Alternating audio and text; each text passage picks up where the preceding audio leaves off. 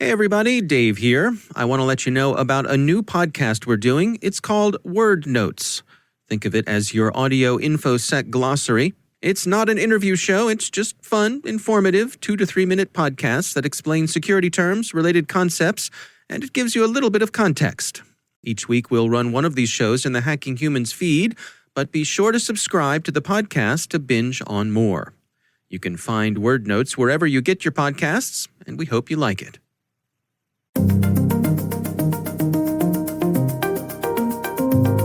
While a lot of times we say it's a sophisticated actor and there's nothing that could have been done, many times it's less sophisticated than we think, and there's probably something that could have been done. Hello, everyone, and welcome to the CyberWire's Hacking Humans podcast, where each week we look behind the social engineering scams, the phishing schemes, and the criminal exploits that are making headlines and taking a heavy toll on organizations around the world. This is episode 112 for August 20th, 2020. I'm Dave Bittner from the CyberWire, and joining me is Joe Kerrigan from the Johns Hopkins University Information Security Institute. Hello, Joe. Hi, Dave. We got some good stories to share this week, and later in the show, my conversation with Rachel Toback from Social Proof. She has her insights on the recent Twitter hack. So what's a con game? It's a fraud that works by getting the victim to misplace their confidence in the con artist. In the world of security, we call confidence tricks social engineering, and as our sponsors at KnowBe4 can tell you, hacking the human is how organizations get compromised. What are some of the ways organizations are victimized by social engineering?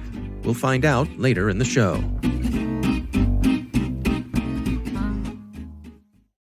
All right, Joe, I am going to kick things off for us this week, and I have what I think is a really fascinating story. You and I have spoken many times about our frustration with robocallers. Yes. I think like most of our listeners probably agree, I get more robocalls than real calls Absolutely. On my phone these days, right? It's terrible.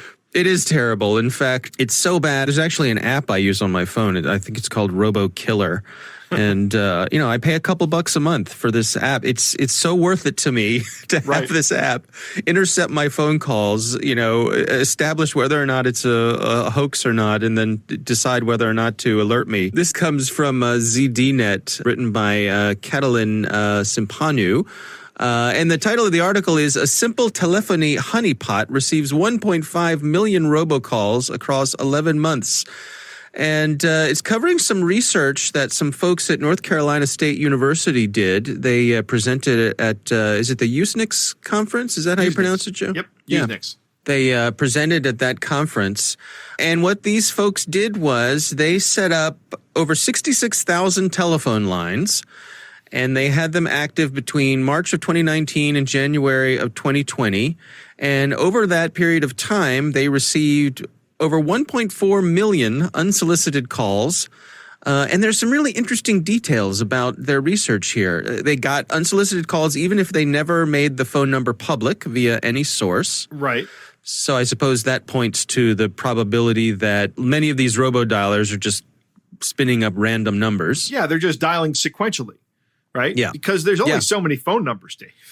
Well, and that's another thing that struck me about this story was how easy is it to just go get 66,000 telephone numbers, right? Yeah, even at the cheapest rate, that is a lot of money. I'd like to know who funded this research.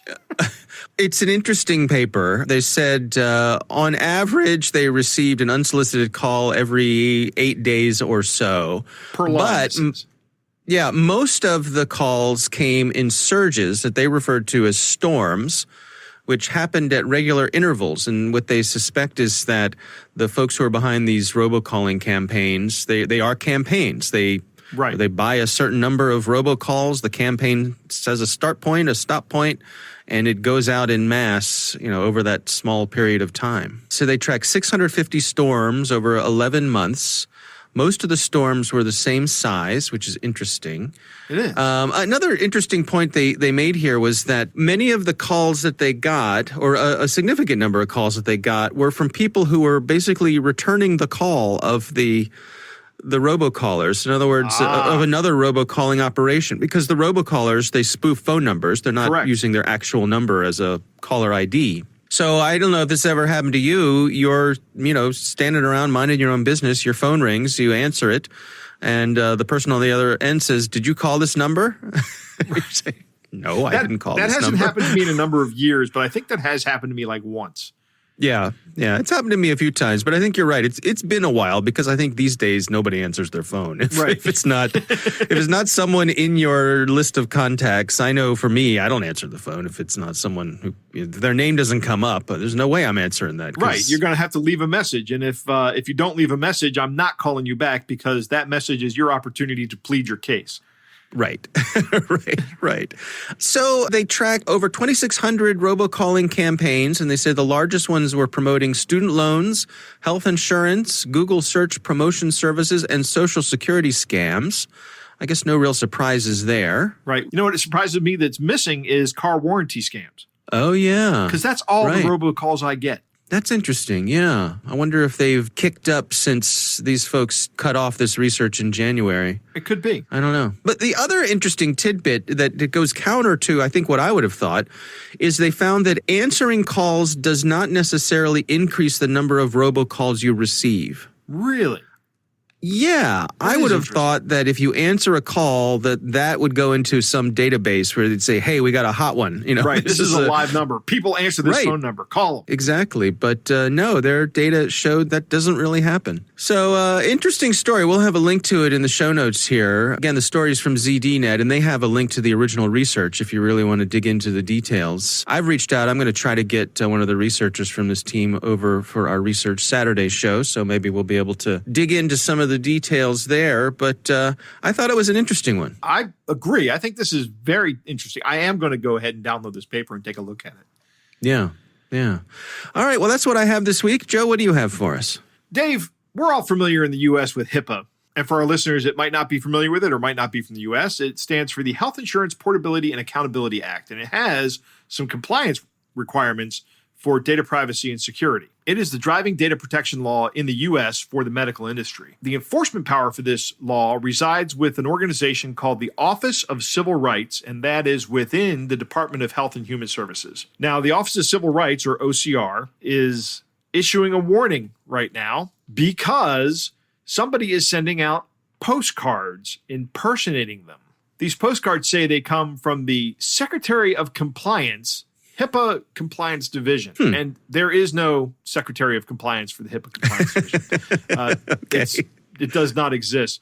But the cards inform the recipient that their organization is due for a mandatory risk assessment, and they contain a URL, a phone number, and an email address for the recipients to set up such an assessment. Now, this is not how this works. The postcards lead to a non-governmental website and marketing consulting services. The URLs in the postcard lead to non-governmental websites that market consulting services.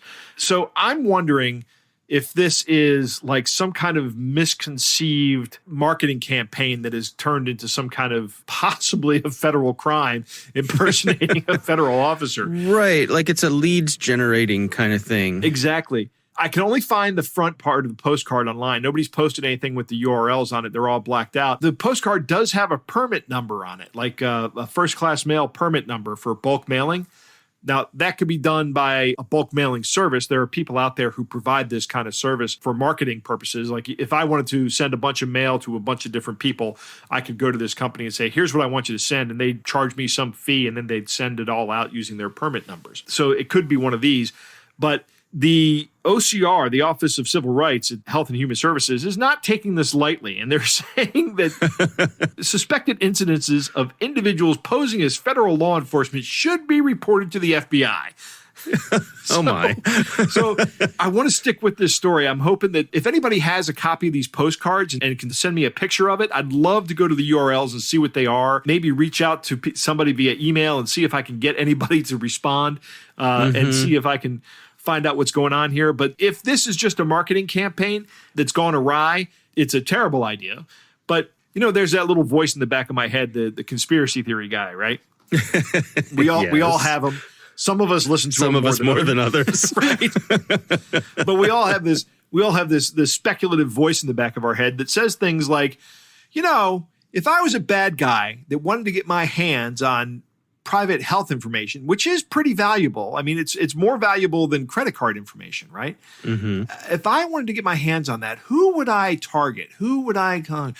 I would send something to people who work with that on a daily basis. These postcards are actually being addressed to HIPAA privacy and security officers. And that is who I would target with this. If I was going to install malicious software on someone's computer, it doesn't say that's what's happening, but that is exactly the kind of thing I would do. Maybe I wouldn't be able to spend this kind of money because this is an expensive kind of attack. I think this is more of an ill-conceived marketing campaign than it is actually malicious. But it does have all the elements of a social engineering attack, and it would be remarkably effective. I mean, it's got the scare factor. You know, you've got the required risk assessment coming up, mandatory compliance with the HIPAA entity on the front of it. And on the bottom, this is the best part of the postcard. It has a list of violation costs and fines, right? Including a penalty of $1.5 million per year for each violation. Oh, my. Which is a very scary number indeed. You know, it reminds me, there's a similar thing that makes the rounds, and anybody who is a business owner has probably seen one.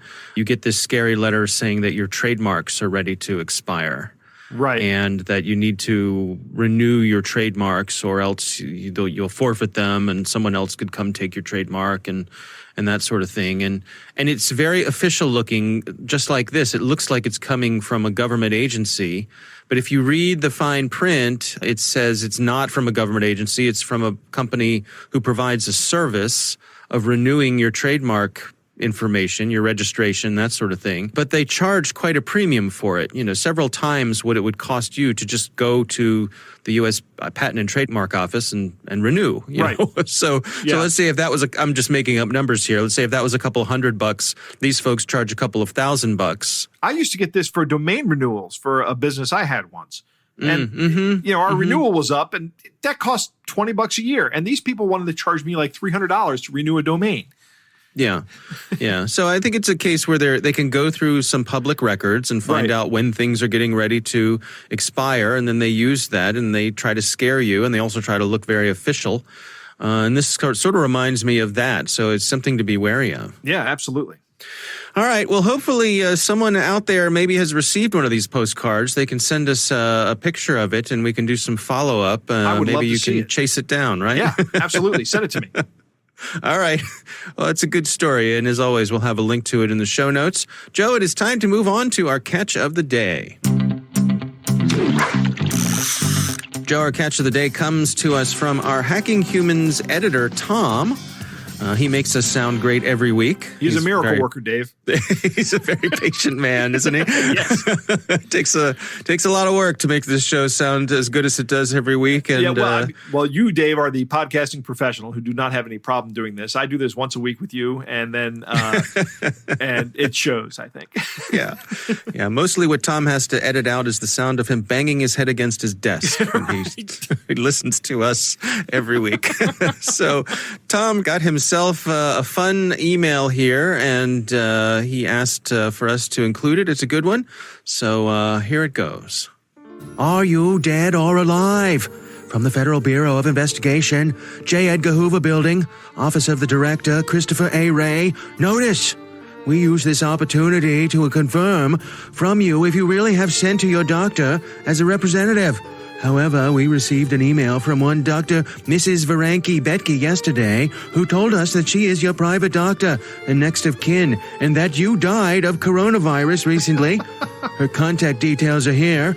Please confirm this immediately that you are alive. Note that we are bound to recognize Dr. Mrs. Varani Betke's claim if you fail to promptly respond. We decided to write your email, and if there's no reply to this message from you within 48 hours, it will be assumed that her information is correct. Then we shall work with your representative and do what she has requested. An irrevocable payment guarantee has been issued by the United Nations and the International Monetary Fund on your payment.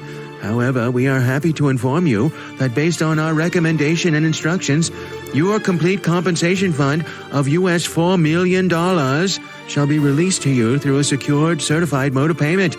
This payment is to help you fight COVID-19 and stand on your feet again for a better future.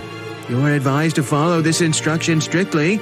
Contact our agent, Best Regard, Christopher A. Wray, Director, Federal Bureau of Investigation.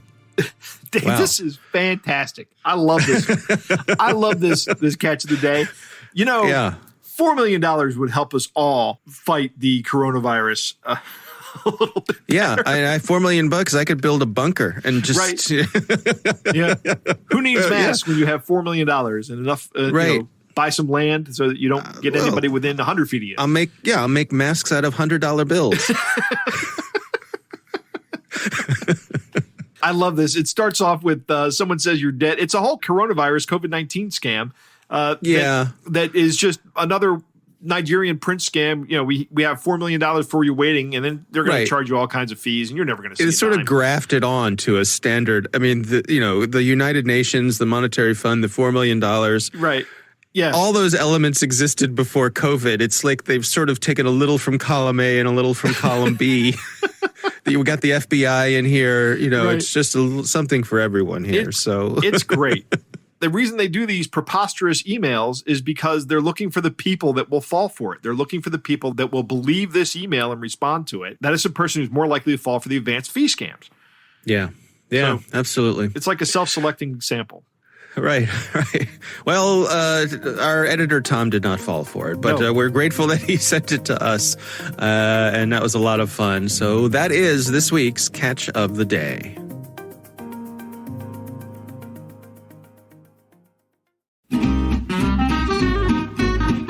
So let's return to our sponsor, KnowBefore's question. Carrots or sticks?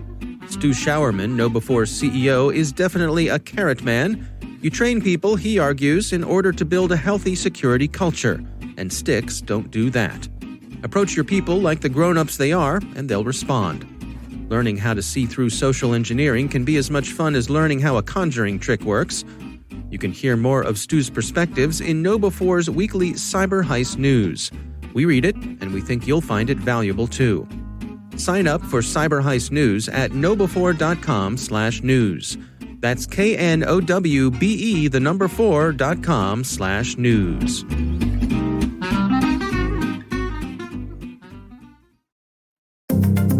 Joe, it is very exciting to have Rachel Toback back on the show. It is indeed. Yeah, she's just a great guest. Of course, she heads up a company called Social Proof, and she is a multi-time winner of social engineering capture the flag competitions. Yeah, Rachel is the real deal when it comes to social engineering. She is absolutely amazingly talented at this. She is a master of the art. Yeah, absolutely.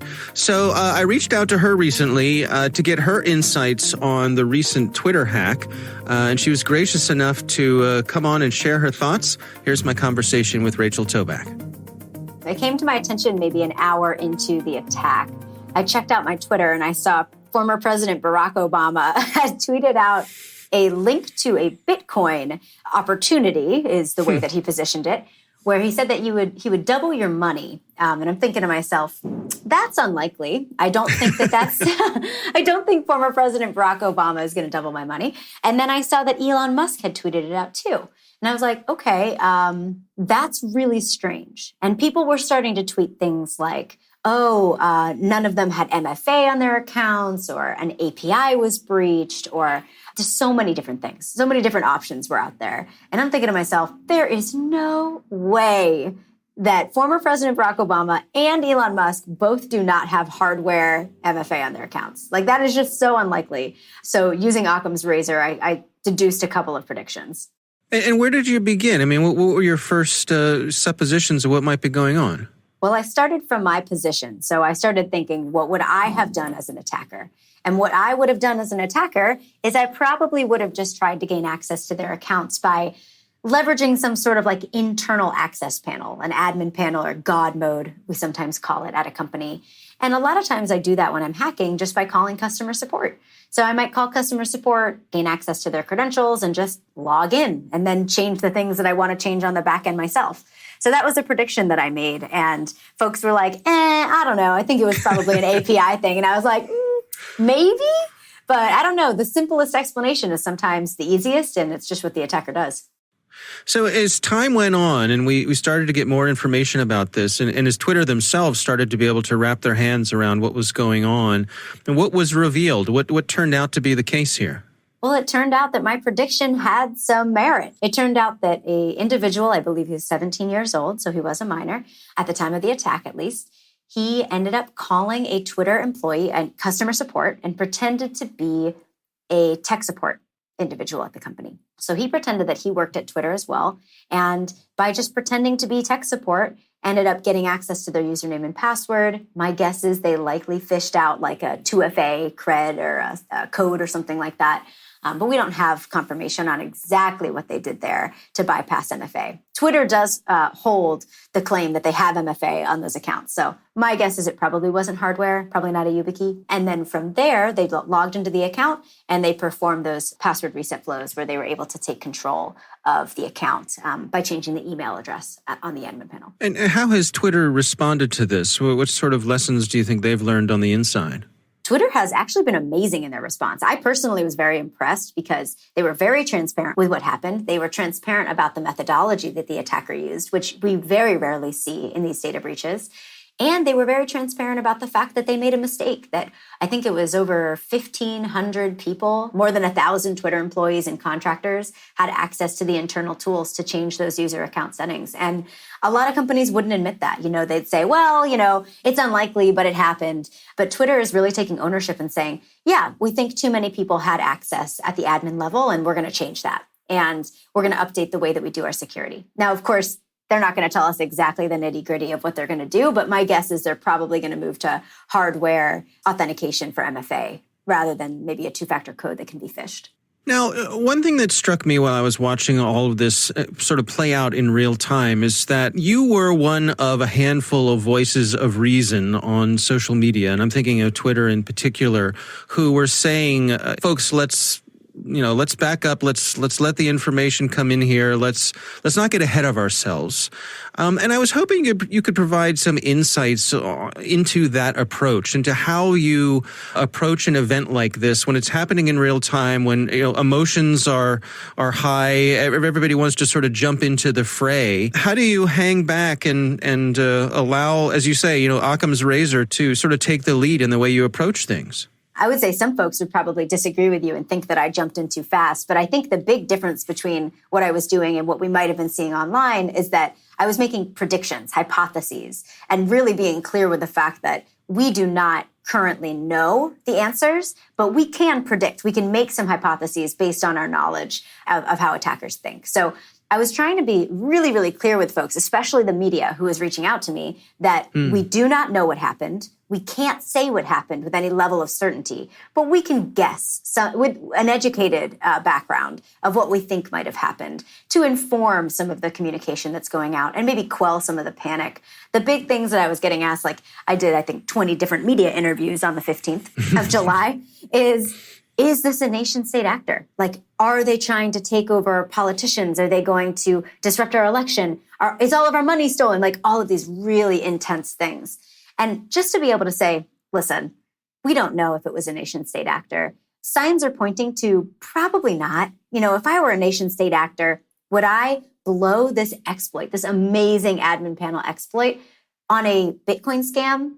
Probably not. I would probably wait until the election and then call off the election from a politician's account, right? I would probably, if I were a real malicious person, I'd probably try and start World War III. I would take over accounts for, leaders across the world and have them fight with each other and really escalate that.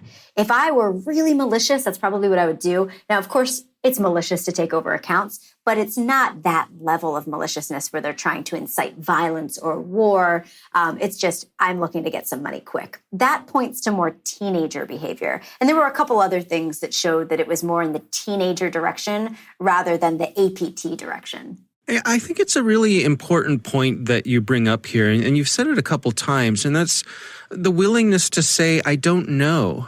And I think that's something that, particularly online, that impulse is not often rewarded. Yeah. I think we saw a lot of people try and say like, oh, I think I know what happened, or we know what happened. And they really don't. Even now, we only can go off of what Twitter admits happened. And even that might not be correct. And so we have to say that Twitter claims this happened. It's just like that type of language is really important to be clear on. A lot of times we just don't know the answer. We can make hypotheses. We have reporting, but we are only reading those claims. We don't know for sure. Looking back, now that we've had some time to sort of have this event settle in, do you have any thoughts on how it informs things as we go forward? Any lessons learned here? Oh, yeah, absolutely. There's so many lessons that I think we've learned.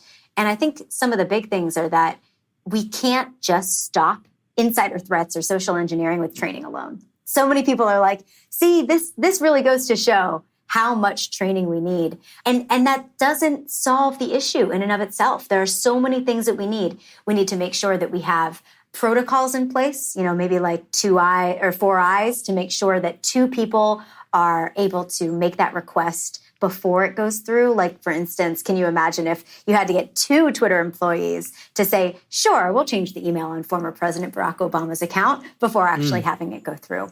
We need so many more technical tools. Like, we need endpoint management. We need to make sure that, like, if you get access to the credentials, do you have a trusted device that's logging in with those credentials? I, as an attacker, probably shouldn't be able to use the credentials to log in. And things like IP restrictions are really tough under COVID-19, but those types of things can really be useful when people are working on their home networks. And in addition to that, we have to make sure that we're treating people well and paying them well. Because, if you have an insider threat and they're handing out their credentials like candy or they're being bribed, it's important to make sure that we don't just try and put technical tools in place, but we have to also have the human tools. They have the money that they need, so they're not interested in a bribe. Something like that is useful too. Was it surprising to you that there weren't more of these sorts of things in place from the get-go? Well, I'm just going to say exactly what we've been talking about. We don't know if they weren't in place at the get-go. Good point. Yeah, we don't know. It's very possible that they were doing all of the suggestions that I recommended, and it still didn't work. So I can't really comment to that. But I can say that we know many organizations out there do not take these steps. They might not have hardware MFA. They might not have social engineering training with up-to-date examples of how exactly it happens, not just over email, but also over the phone, which is a big limitation of a lot of trainings now. And also making sure that we have all of the technical tools to back up if a person inevitably makes a mistake, which is, of course, bound to happen. Twitter might have been doing this, they might not have, but we do know that it's a learning point for every organization, regardless of whether or not they're currently doing it, to just keep it up. The one thing that I think is interesting that people haven't talked about a whole lot is the whole nation-state actor thing. There's a big joke going out around on Twitter that was APT in this specific scenario stands for AP teen. In this case, that is true. I want to make sure I can attribute that, but I don't know who started the joke because it just got copied a bunch. But yes, in this case, it was not, we don't know for sure, but the main actor was just a Florida teenager, right? It's not North Korea, it wasn't China or anything like that. So while it's possible they could have had involvement, we don't know that yet. And I do think it's really interesting because a lot of people were like, who else would go after politicians' accounts? It's got to be a nation-state actor. And I said, well, let's look at the details here. We do have some screenshots from an individual who received DMs from Geert Wilders' compromised account, the politician from the Netherlands. And we saw some really interesting things. And we did some Google Translate to find out that the DMs that young woman received said, hey, what's your Snapchat? What's up? You're hot. Does that sound like a nation-state actor? Maybe. Is it more likely that it's a teenager who thinks somebody's attractive and wants access to their Snapchat username? Yeah, that sounds more likely to me. And so we just kind of have to use Occam's razor here to think about, a lot of people were like, well, that could be a false flag. And sure, it could be a false flag. Of course, as an attacker, I could take the time to DM people and ask them for their Snapchat and tell them that I think they're attractive. Of course, that's possible. But what is more likely? What's more likely is that individual was a teenager, wanted access to their Snapchat, and knew they had about 10 minutes on the account before it was going to get shut down. So they went ahead and did that. I probably wouldn't spend my time planting false flags. So yes, again, it's possible, but unlikely. And we just have to move forward with that.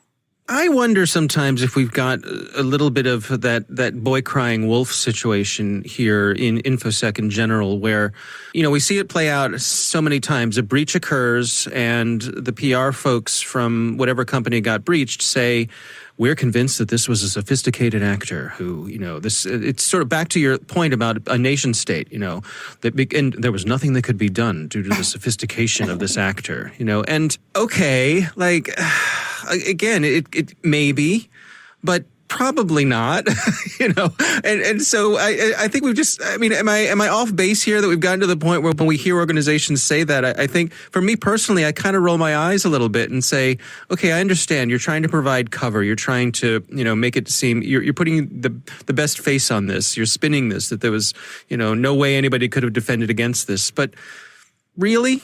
Yeah. Yeah, we hear that a lot. That's like a knee-jerk first reaction is the word sophisticated is used in almost every press release. A sophisticated actor. I think we saw that in the case of the Twitter announcement as well. A coordinated, sophisticated social engineering attack. And while it was coordinated, they did likely coordinate on Discord from what we're seeing. It doesn't necessarily mean it's sophisticated. Social engineering somebody and calling to gain access to credentials while pretexting or pretending to be IT support, I wouldn't call that sophisticated. The things that I do are interesting, but I wouldn't say they're so hard that the average person couldn't do them. We do know that it's possible to defend against this stuff too.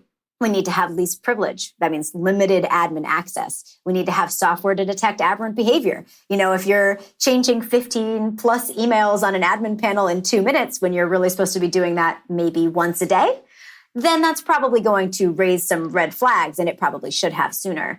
We need to audit who has access. We need, 4 eyes or 2-person sign-off. We have to treat people well and fairly. So while a lot of times we say it's a sophisticated actor and there's nothing that could have been done, many times it's less sophisticated than we think, and there's probably something that could have been done. All right, Joe, what do you think? Again, I love having Rachel on this show. Yeah. I am a huge fan of hers.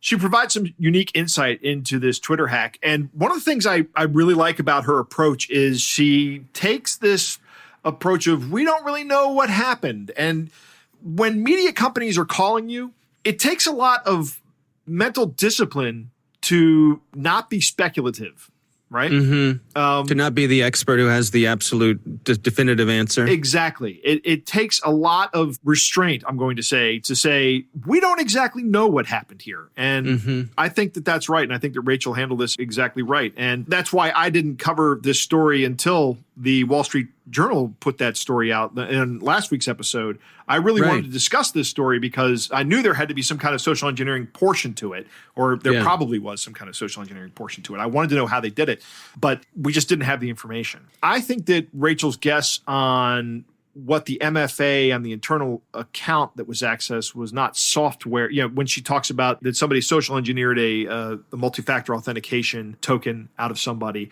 that means it wasn't a hardware token.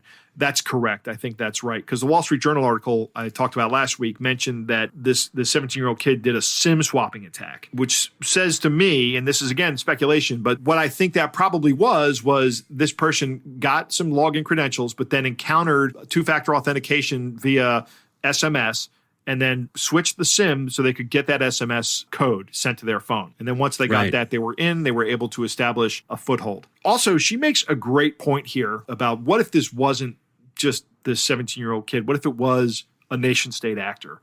What kind of havoc could they have wreaked? What could they have done? The speculation that it was a nation-state actor when they're operating a Bitcoin scam and they're sending direct messages to get people's Snapchats, that doesn't seem like, I agree with Rachel 100%. That does not seem like something a nation-state actor would do. A nation-state actor would realize the opportunity that they had here. And like I said last week, I think this kid blew his opportunity when he did this Bitcoin scam. But at the same point, I'm glad he did, because that's what got him caught. And that's what lets Twitter go through and do an audit of their security policies.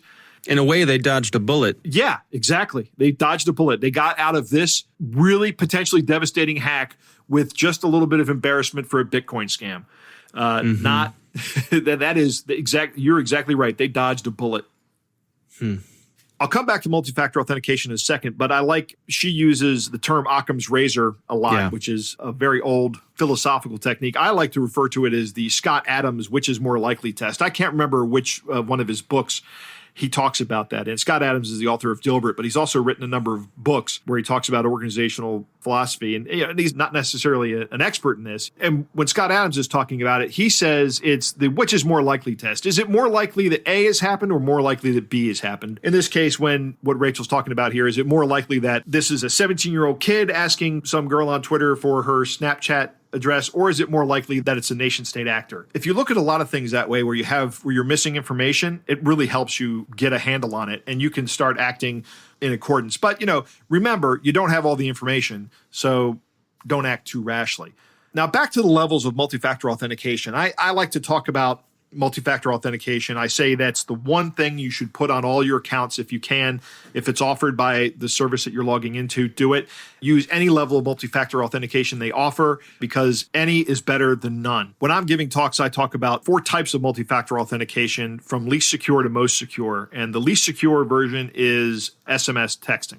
Those are just text messages you get. And they are the least secure for exactly what happened at Twitter here. Somebody at Twitter had their SIM swapped out and somebody got access. And here we see a failure of SMS texting. But if it's the only thing that's available, you should still use it. More secure than that, there are 2 of them I kind of grouped together, and they are the one-time passwords or time-based password codes or time-based codes. I can't remember what the acronym is right now. But the first one is one where you get a seed displayed on a web page, and then you can take a picture of it with an app like Google Authenticator, or Microsoft has one.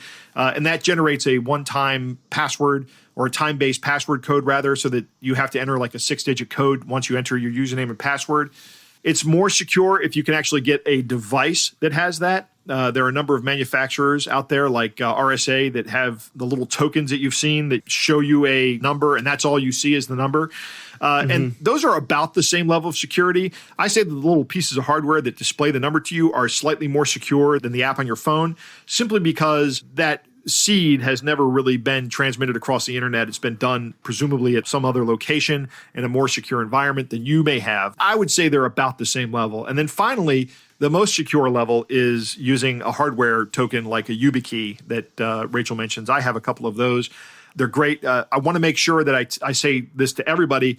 Don't buy one YubiKey, buy 2. and keep one pair, of them. A matched pair. Right. Set up your 2-factor authentication with both of them wherever possible, and then put one of them in a safe place. Because if you lose the other one, if you lose the one that you carry around with you, I keep one in my backpack. If I lose that, I still have access to all my passwords and all my accounts because I have a backup hardware token. A lot of cloud services offer their own solution as well. Those may just be rebranded YubiKeys. Who knows? But the hardware token, the physical hardware token that you plug into your USB port and take with you is the single best way to protect yourself. It makes it very, very, very difficult for someone to break into your account. Yeah. And they're pretty easy to use. I mean, they are, this may sound like faint praise, but they're only occasionally a royal pain in the butt. Right.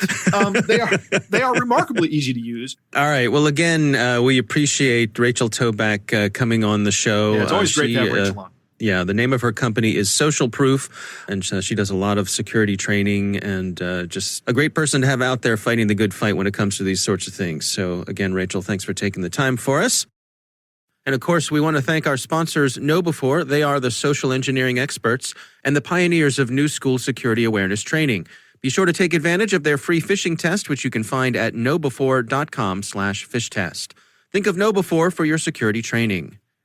That is our show. We want to thank all of you for listening. Of course, we want to thank the Johns Hopkins University Information Security Institute for their participation. You can learn more at isi.jhu.edu. The Hacking Humans podcast is proudly produced in Maryland at the startup studios of Data Tribe, where they're co-building the next generation of cybersecurity teams and technologies. Our coordinating producer is Jennifer Iben. Our executive editor is Peter Kilpie. I'm Dave Bittner. And I'm Joe Kerrigan. Thanks for listening.